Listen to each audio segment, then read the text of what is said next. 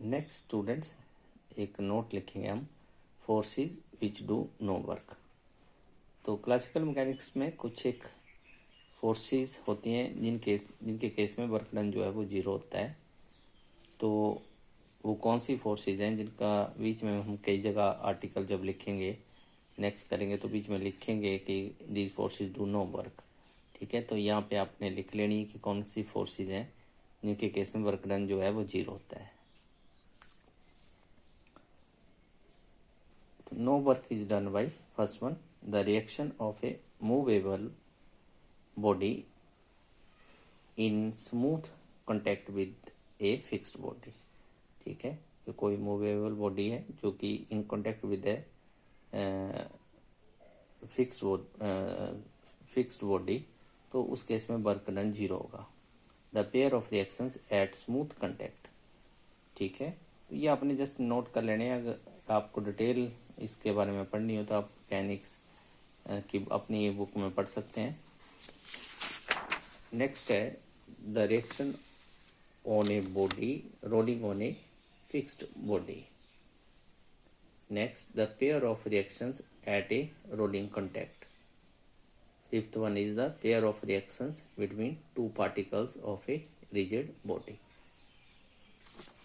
So in the above cases, the particles forming the system are not wholly free.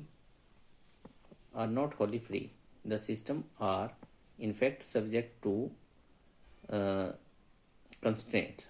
तो ये जो ऊपर जितने भी आपके एग्जाम्पल लिखी हुई हैं जिनमें वर्क डन जीरो है, they are not the free systems. ठीक है, these are subjected to some constraints.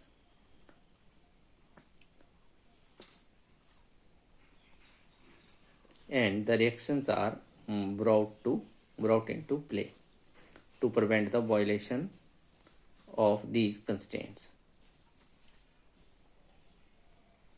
Since these reactions of constraints do no work in permissible displacements, we say that these constraints are workless constraints. तो ये system जो है वो free नहीं है, इन पे कंस्ट्रेंट लगे हुए हैं, पर क्योंकि वर्क डन जीरो है तो इस कारण इन कंस्ट्रेंट्स को वर्कलेस कंस्ट्रेंट्स भी बोलते हैं। नेक्स्ट नोट है वर्चुअल डिस्प्लेसमेंट। तो वर्चुअल का मतलब होता है हाइपोथेटिकल, मतलब जो चीज एक्चुअल ना हो। ठीक है, तो when the displacement is a hypothetical,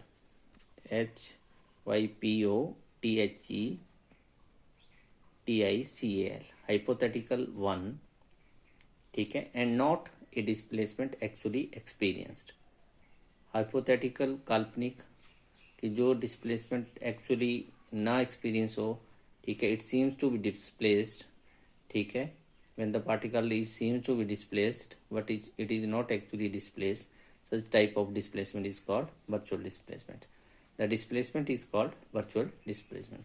That means कि जो डिस्प्लेसमेंट हाइपोथेटिकल डिस्प्लेसमेंट होगी, not a displacement actually experienced, then that displacement will be called virtual displacement.